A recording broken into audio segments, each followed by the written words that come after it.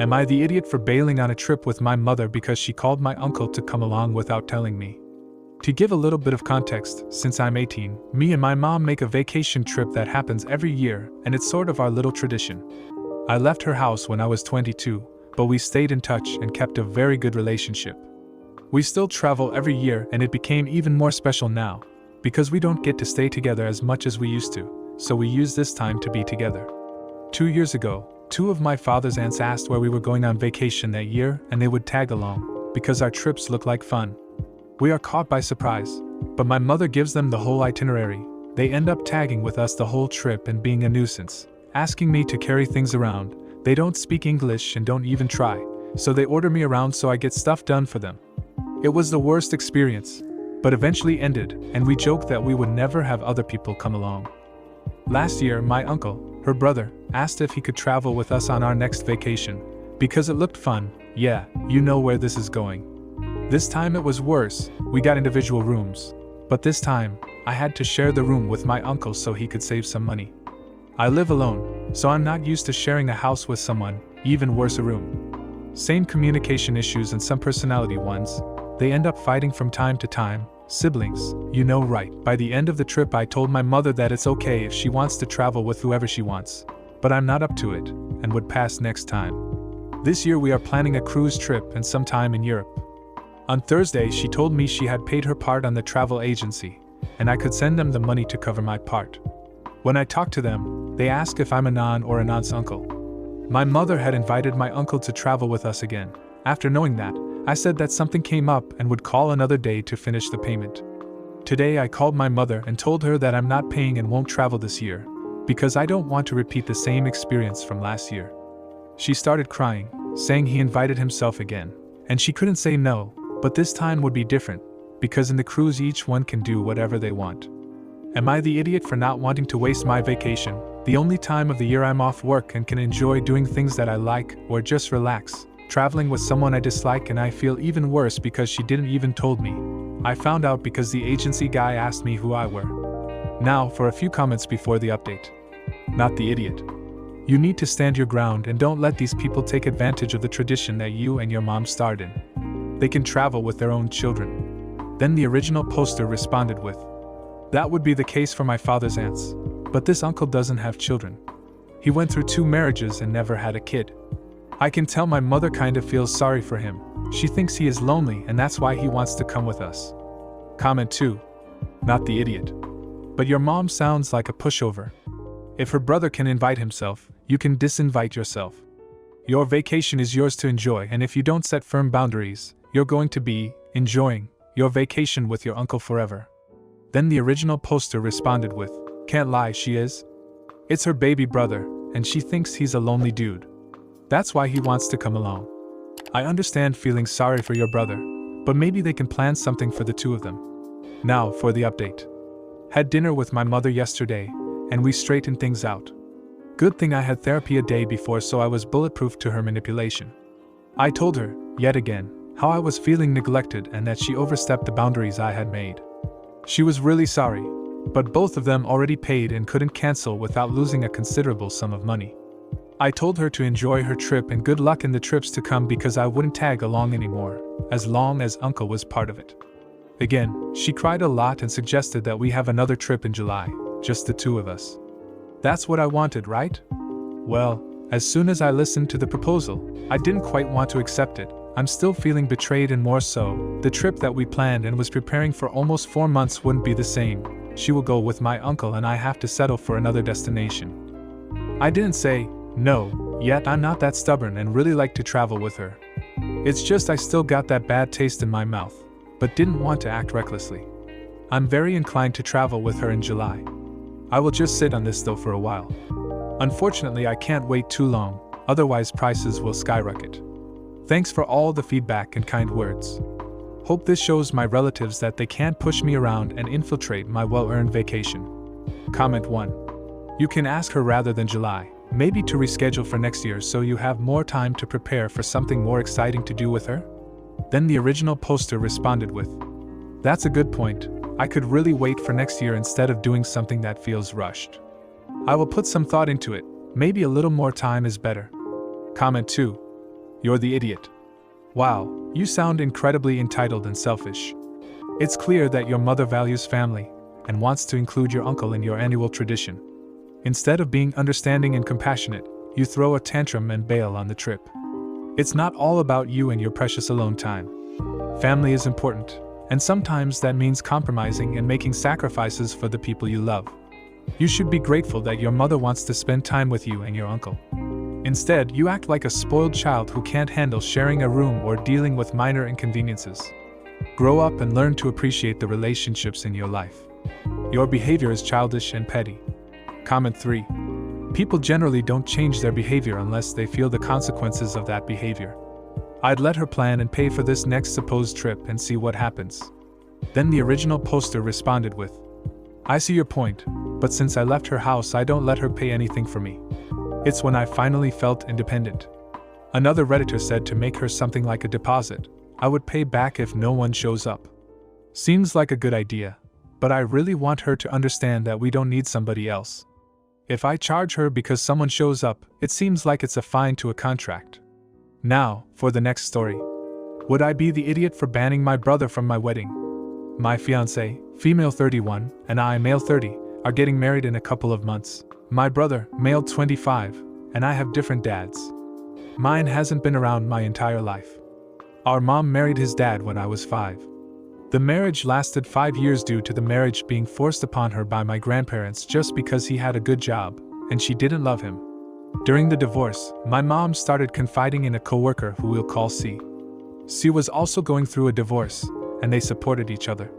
After the divorce was final, this will be important later, they dated for a while and then broke up due to C being a psycho stalker. A long story for another time.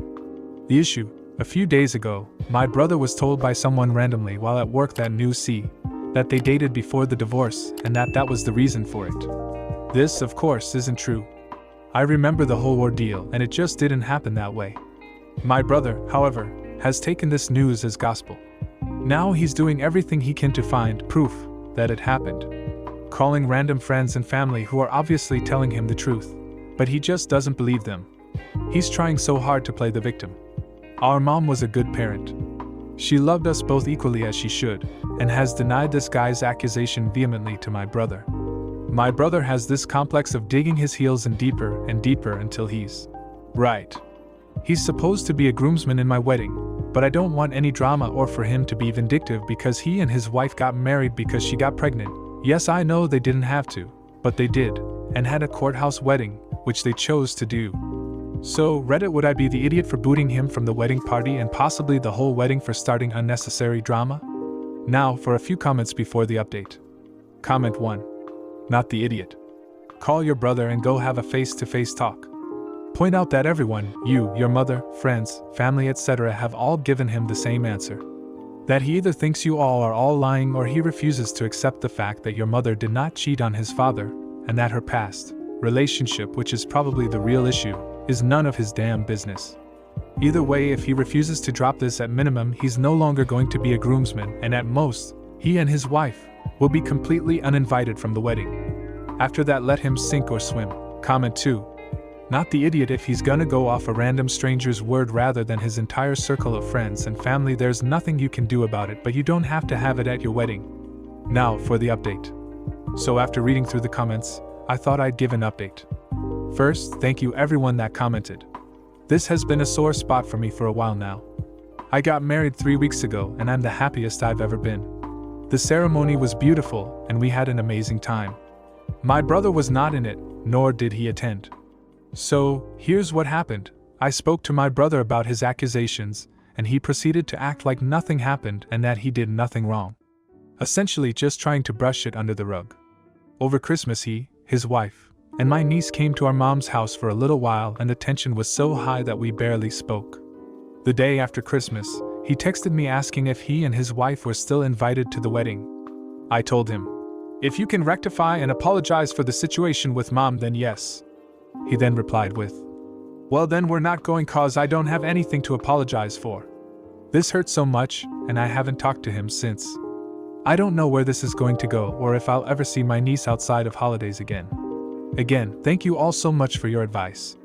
I know it isn't much of an update, but it has been a big weight that I've been slowly getting past since it all happened. Have a great day. Comment 1. I'm sorry it went that way.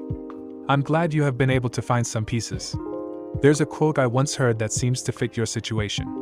You can't logic a person out of a belief they didn't logic themselves into. Comment 2. A huge indicator of maturity, integrity, consideration for others, and whether or not someone is a good person is whether or not they apologize when asked. Apologizing doesn't mean we think we are 100% wrong or that we need to grovel.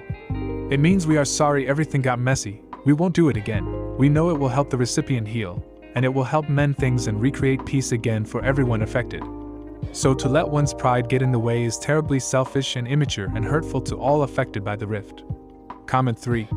You're the idiot. Your brother is trying to uncover the truth, and instead of supporting him, you banish him from your wedding? It's clear that you're the one causing unnecessary drama here. You're so quick to defend your mom without even considering that she might be hiding something. Maybe she did cheat on his dad with Z, and you're just too blind to see it. Your brother has every right to question what he's been told, especially when there are inconsistencies in the story. Instead of shutting him down and excluding him, you should be encouraging open communication and understanding. But no, you'd rather play the victim and create a divide in your family. Congratulations, you just proved that you value your own wedding over your relationship with your brother. Now, for the next story. Am I the idiot for leaving my family vacation after they forced me and my pregnant wife to sleep in a bunk bed? So just to set the stage, me and my family went on vacation at a location around 8 hours away for a wedding. I have 2 sisters, both are married and one has a 1-year-old kid. My parents rented an Airbnb so my whole family could stay at the same place for 5 days. Check-in is at 4 p.m. Both my sisters and parents get there right on time, but me and my wife, who is 7.5 months pregnant, arrive at the B&B at 4:30 p.m. or so. We start to unload the car and ask where our room is. My mom responds, "You guys get the bunk bed." Me, thinking it was a joke, I say, "Do I get top bunk?" Their response was, "No, actually you get the bunk bed." They were 100% serious. While my 2 other sisters get a room for themselves and their husbands, with queen-size beds, me and my wife get the literal kids' room with a bunk bed. Me and my wife don't want to cause a scene and still want to be grateful for my parents paying for our accommodations, so we agree to just give the bed a try for one night and see how it goes. Fast forward to bedtime. Around 12 o'clock we lay down on the bed for the first time. It's as if you're sleeping on a wooden board. It's extremely uncomfortable even for me, which means my wife was in a lot more pain due to her being pregnant. We toss and turn for a couple hours, and finally we both agree to just go sleep on the couch in the living room. It's around 2 a.m. now. The couch is by no means comfortable, but in comparison to the bed it was a lot better. We get a couple hours sleep when my dad wakes up and sees us on the couch and decides to go back to the master bedroom to not disturb us. Again, we don't want to create a scene, so we just go back upstairs and try to get a little more sleep on the bunk bed before everyone wakes up. We get around an hour of the worst sleep I've ever had, and just decide to just wake up and go downstairs, knowing we couldn't do that for a second night. We booked a room at a hotel for a couple more nights to just get past the wedding, then we were going to leave for home. After explaining the situation to my whole family, instead of accepting it or helping us, most of them start getting annoyed, saying that this is just another way for us to distance ourselves from the family. We just sternly say that we already made our decision and they were just going to have to accept it. Now most of my family is irritated at us, saying that we ruined their trip. Am I the idiot? TLDR. My family gave me and my pregnant wife a bunk bed to sleep on for 5 nights while everyone else got queen-size beds. Now they are mad at us for renting a hotel and leaving early. There's no update, so here's a few comments. Comment 1. This is the easiest not the idiot I've come across. You were given unrealistic accommodations and instead of complaining, you found reasonable ones. If your family wanted you and your wife there that badly, they'd have offered to trade beds with you. Also, if your presence was the make or break for an enjoyable trip, they should have given you the best bedroom. Comment 2. Not the idiot. I can't even, just know. Good for you for looking out for your very pregnant wife, and yourself. I'm old and not pregnant, and if my parents did this I would do the same thing you did. Why would they even book this place knowing that your pregnant wife would have to sleep on a bunk bed? That's next level, OP, sorry. Comment 3. Not the idiot. I have to wonder if this is a regular cycle. They set you up for some kind of obvious failure, then blame you when the obvious failure occurs. But you shouldn't have said, "We've made our decision." That suggests the decision was up for debate. The right answer was a call out of the actual problem. You can't seriously expect someone 7.5 months pregnant to sleep on a bunk bed. We even tried it, and there's just no way. It's great to see you and I wish we could have made the whole trip work, but this is just totally unreasonable. Then the original poster responded with, "I do like the other response you gave. I don't know how that would have gone over. I hope I will do well." We probably let our emotions get the better of us in the response we gave. We were both emotionally exhausted at that point. If you like this video, you'll probably like these too. Also, while you're here, please consider subscribing. It's your support that keeps this channel alive and allows me to make better and longer videos. Have a great day.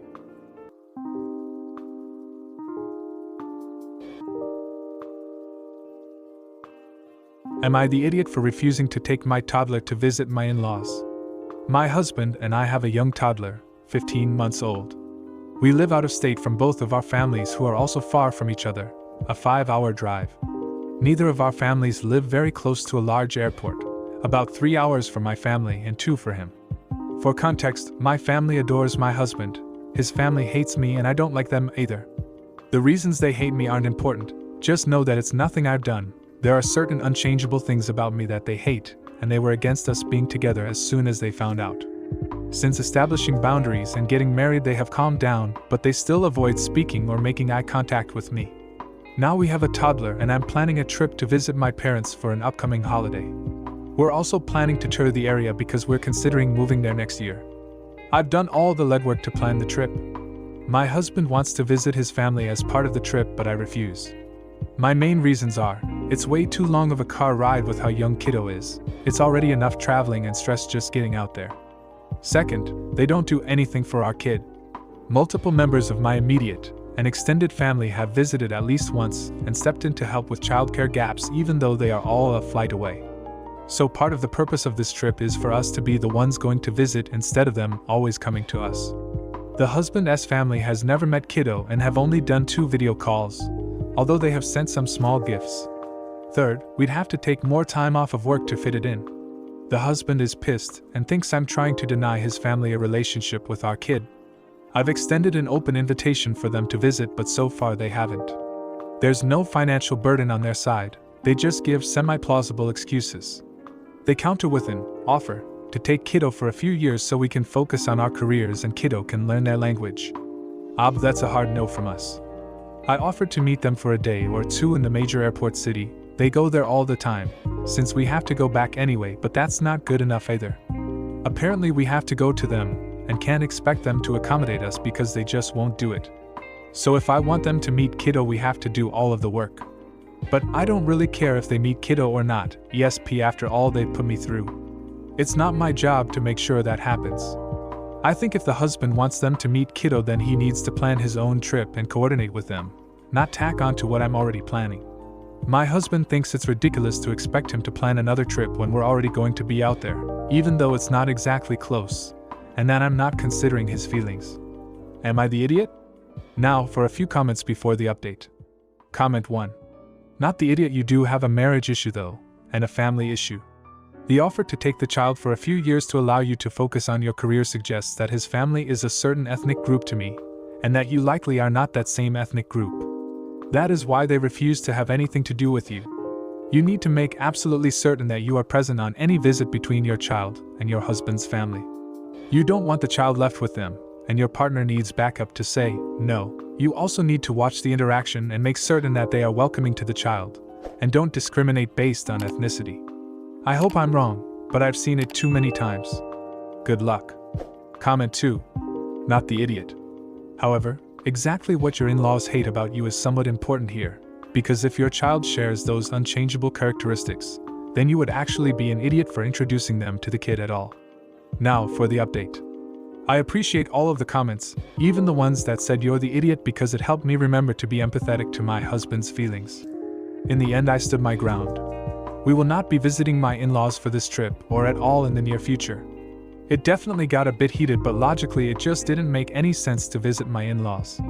We'd be about 5 hours away by car, We'd have to rent a car to see them, we'd have to pay for a hotel because they don't want me in their house, and they don't even celebrate this holiday. I also recently started a new job and don't have much PTO banked up. What little I do have I need for the short holiday trip and then our big move in spring. I laid all this out to my husband and asked him how we would resolve these issues, and he didn't have an answer.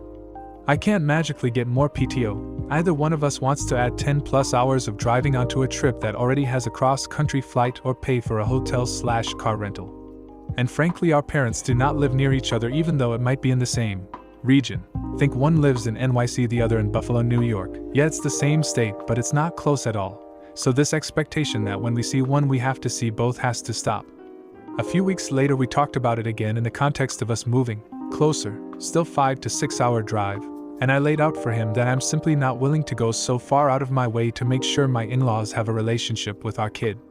They're racist, they were terrible parents to all of their kids, but especially abusive to my husband. They're already playing favorites, Reed, golden child and scapegoat, with their other grandkids, and I'm not going to move heaven and earth to have the idea of a family with them. My husband has come a long way in not jumping every time they snap their fingers, but this was something he struggled with. I completely understand that he wants to have the same experience that I have had, of showing my kid off to my family, watching the bonds develop, etc. But in reality it just won't happen for his family.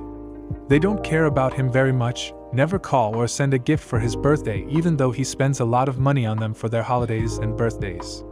They still have no plans to come visit our kid and haven't done a video call in 6 months. In the more than 10 years we've been together, not once have they come to us. So we're dropping the rope. My husband is free to have whatever relationship he's comfortable with, but we aren't going to be putting in any extra effort right now unless something changes. I hope this helps other people in multiracial relationships see how things might turn out. Your in-laws may never come around, and you have to decide if it's worth it to you. For me it is, but it's not without conflict at times. Comment 1. He's living in fantasy land. He thinks spending money and time on his family will magically change them. Hold your ground. Stay away from them. They were horrible parents, and seem to be just as bad as grandparents, not the idiot. Comment 2. OP, I'm glad that your husband has come around. I also have to laugh at your update because I live in Buffalo, and there have been so many times people from elsewhere tell me how nice it must be to be able to go to NYC all the time. I'm always like, it's at least a 6-hour drive, so no. Then the original poster responded with, I'm glad somebody gets it. I'm not from Buffalo and no one in my story lives in Buffalo, but I am from NYS originally, and people always act like I'm actually from NYC or that I must go there all the time. So annoying. Even my mom flipped out once when I flew to a NYS city to visit a dying family member for a weekend but didn't make time to visit her, over 4 hours away.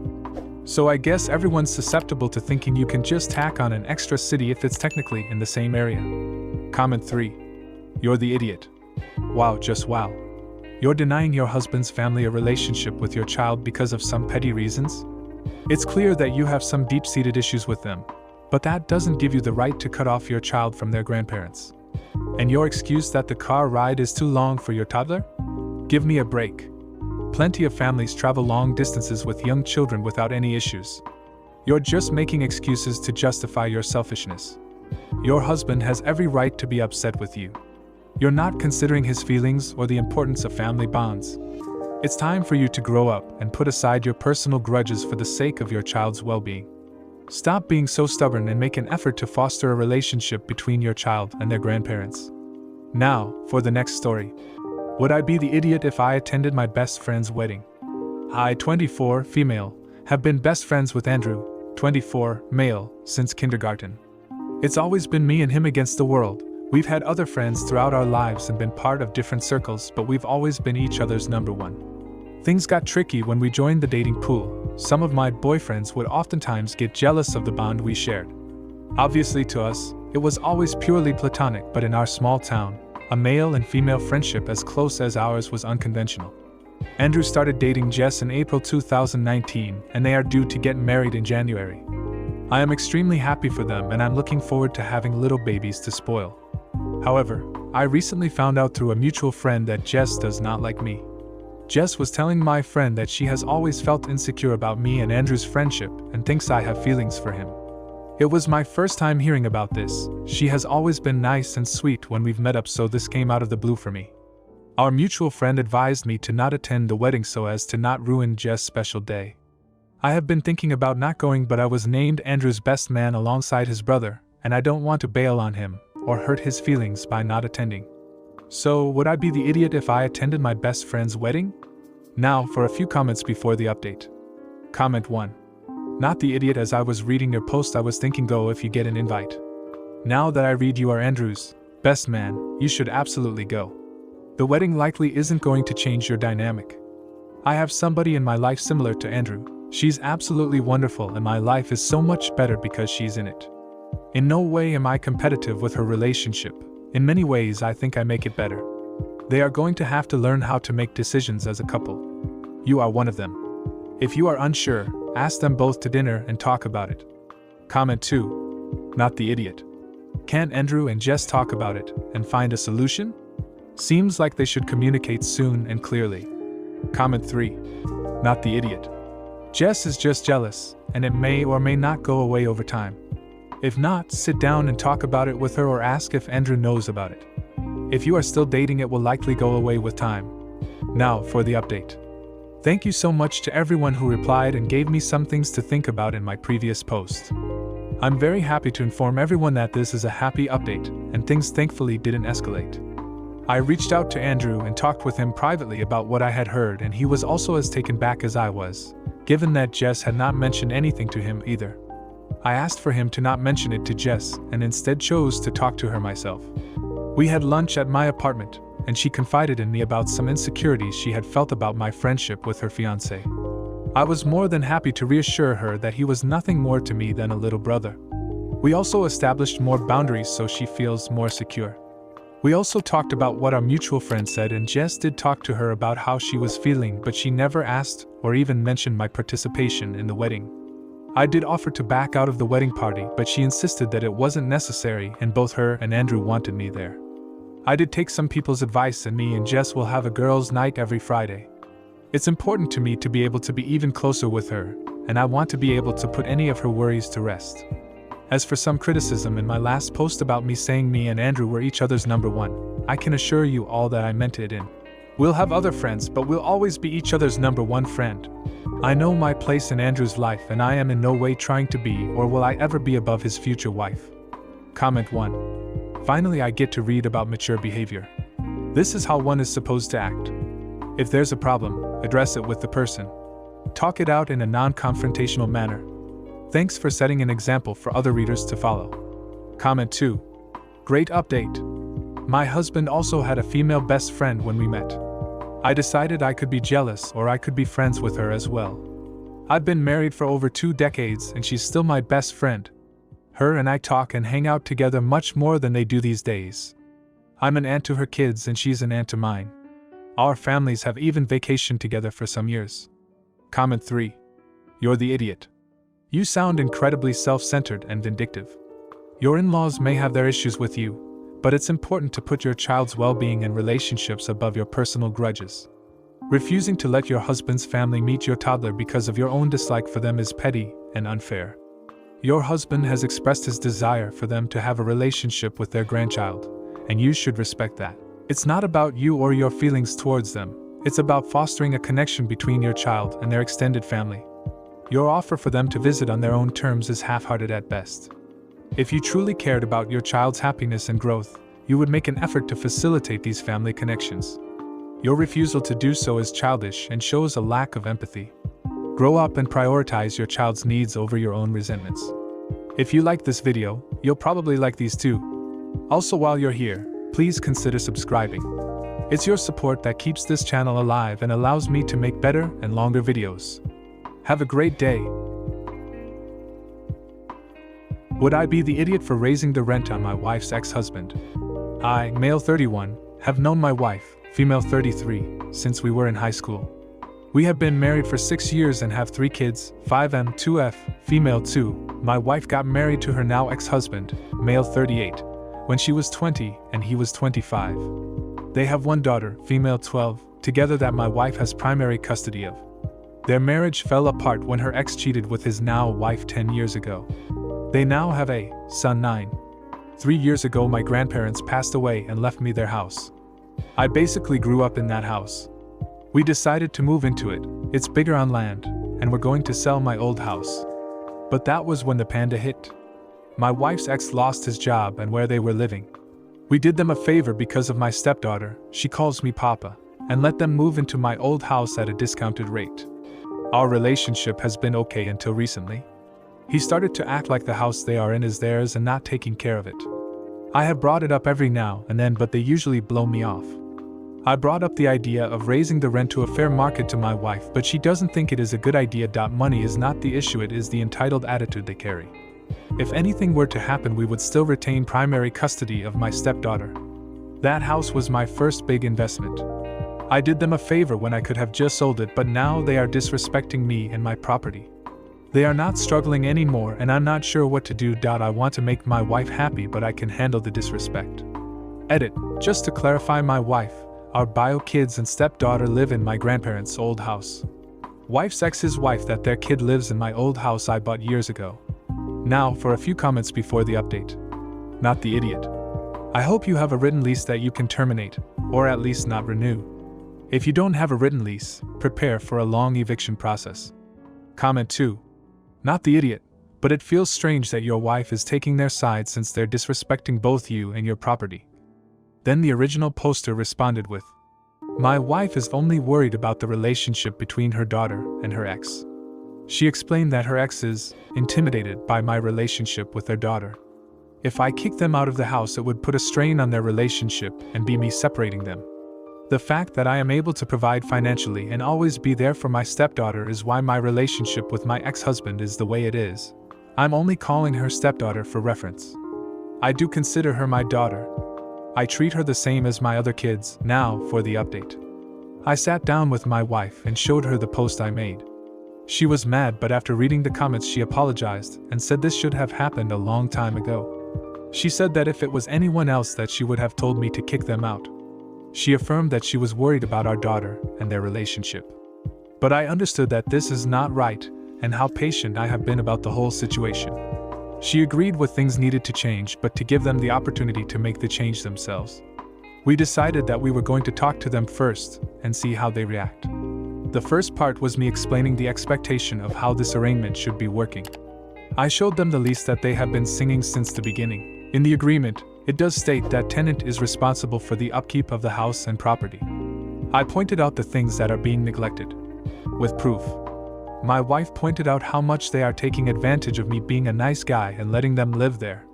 She pulled up the info on a similar property I own and the monetary details of the current tenant, including the fact their ex are paying about 1/3 of the rent at market value. They got mad and said that I'm just doing this because I'm trying to push them out of my wife's new perfect family. I told them bluntly that their current lease is up in 3 months. That gives them 90 days to decide on the 4 options I am laying out. 1. They don't do anything to the property, and they find a new place to live as I won't renew the lease. 2. Fix of all current neglect and damages, as well as all future upkeep, and the rent will be going up to 2/3 of the market value. The lease will only be a 3-month lease. Any more future neglect will result in eviction or raised to full market value after those 3 months. 3.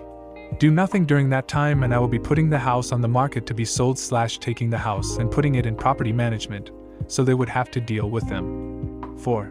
They get evicted in 30 days for breach of the lease agreement. The 30 days will start a week from that day to give them the time to think. I think these options are fair but still allow them some of my charity. I respect him as a father of my daughter, but things need to change. If he doesn't step up for his family and make changes that are on him. We explained to our daughter some of the basics and told her we do not want this situation to change how she views us or her father's family. She understood and said we are being too nice to someone who is taking advantage of the family. She said she didn't like going over there and would rather stay with us full-time. We understood, but now it is rough. We don't want to be accused of parental alienation. Things keep getting worse. We are going to talk to my wife's lawyer about better ways to move forward. Update 1.5. I don't know who will read this, but we are now scheduling a custody agreement regarding my stepdaughter. She has expressed her concern about staying with us full-time. We had her sit down with our lawyer. My daughter has been going to therapy for a while now, and her therapist agrees that it would be best. The lawyer thinks we will have a good case because our state takes into consideration what the child wants. Her ex did say that he was sorry for taking advantage of my generosity. He is currently going with option 2. But I fear that he will do something after he finds out about his daughter wanting to stay with us. I have everything documented, and if he tries something he will be evicted. Comment 1. I'm confused how they think they are a part of your wife's new family. Like, yes, of course, daughter's family, but in no way a part of your family where they are your responsibility. I could only dream of having a friend/non-friend who could give me that kind of hookup in an affordable place. The place would be spotless. It's concerning that your daughter is half like kicking them out, and half I don't want to go either way. Please try to get her to open up about what's going on there. Comment 2. You're the idiot, and it's not even close. I can't believe the audacity you have to raise the rent on your wife's ex-husband and the mother of your stepdaughter. They've been living in your old house at a discounted rate, and now you want to squeeze every penny out of them?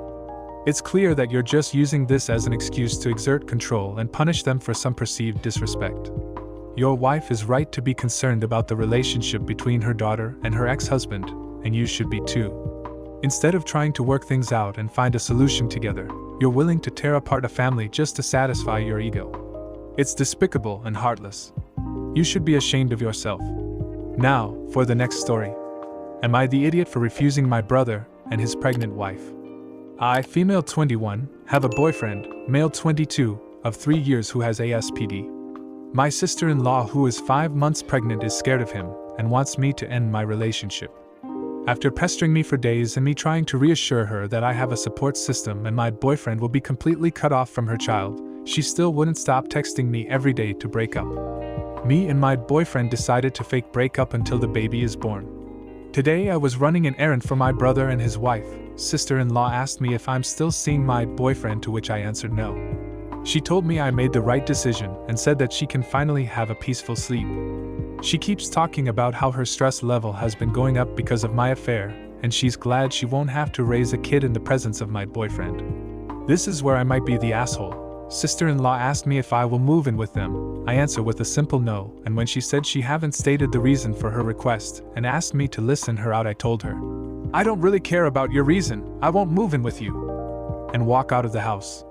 She texted me, saying it's unfair and cruel of me to be upset at her for trying to do what's best for everyone. She wanted me to stay with them so she can keep an eye on me and that I put her under lots of stress, which is bad for pregnancy. I feel like but also think she's pushing me too much.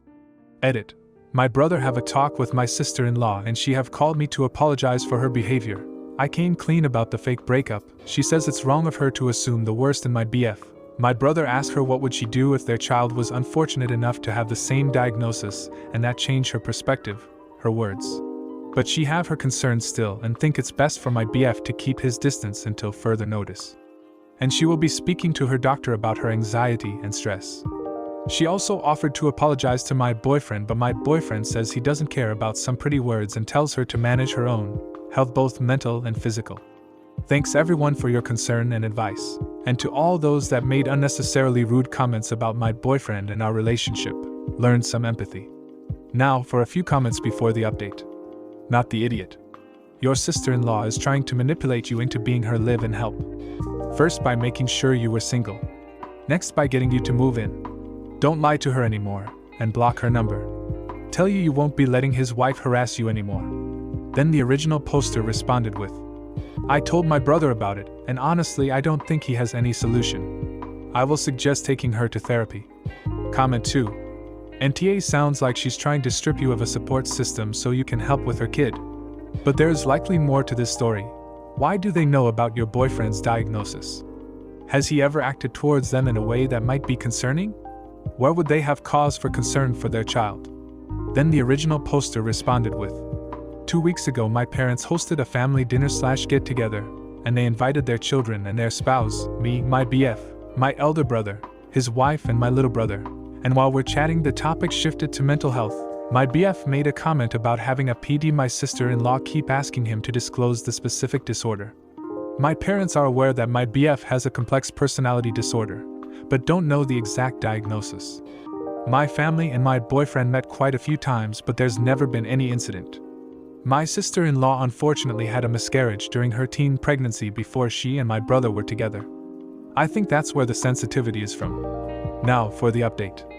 In my original post I edited an update about how I had a talk with my sister-in-law and she apologized for her actions. She also decided to see a therapist. As most of the comments suggested, I talked to my brother and parents about sister-in-law's behavior. It has been a week and we are all doing mostly good. My sister-in-law has her first therapy session. She finds it nerve-wracking but believes it'll be effective. She tells me that she would randomly think about my boyfriend's diagnosis and get all anxious, and whenever she caught herself getting anxious over this she played tavern music and drew a medieval town. I don't know the exact term, which seems to work really well to soothe her. She also gets a better sleep and the baby is healthy. I have read all the comments in my original post. Though I disagree with some of the comments about my sister-in-law, I agree that I was at fault for not setting boundaries and lying to her about my relationship. I am truly grateful for all the advices, and it was such a great insight and motivation to read about people who are in a similar situation as me and my BF. I also apologize to my BF for disrespecting our relationship. We both agree that we should no longer disclose his diagnosis to anyone. Unfortunately, we have to change our couple therapist, and it's hard finding a new one. Apart from that, things are going well, and last Friday I formally met his family for the first time, which goes beyond my expectation. Again, I would like to say thank you all for your support and advice. Comment 1. I still think it was odd that she asked you to move in to help with her baby after she thought your boyfriend was out of the way. The fact that she hasn't bothered to explain herself is a loose end I don't particularly like. Comment 2. When I was 15, some messy things happened because a guy I rejected couldn't accept being rejected. She was afraid I would find myself in a similar situation. She thought my BF might not take the breakup too well and do something if I was living alone. My cousin will move in with me in 2/3 months. She wanted me to live with them till then. Comment 3. You're the idiot. Your sister-in-law was clearly concerned for her safety and the safety of her unborn child, and instead of empathizing with her fears and supporting her, you decided to play games and lie about breaking up with your boyfriend. And now, when she asks for your help and support by moving in temporarily, you cruelly reject her without even listening to her reasons. It's incredibly selfish and heartless. Your boyfriend's diagnosis may be a factor in her concerns, and instead of addressing them and reassuring her, you dismiss her feelings and prioritize your own desires. Your lack of empathy and understanding is truly disturbing. It's clear that you care more about your own convenience than the well-being of your family. You need to take a long, hard look at yourself and make some serious changes. If you like this video, you'll probably like these too. Also, while you're here, please consider subscribing. It's your support that keeps this channel alive and allows me to make better and longer videos. Have a great day.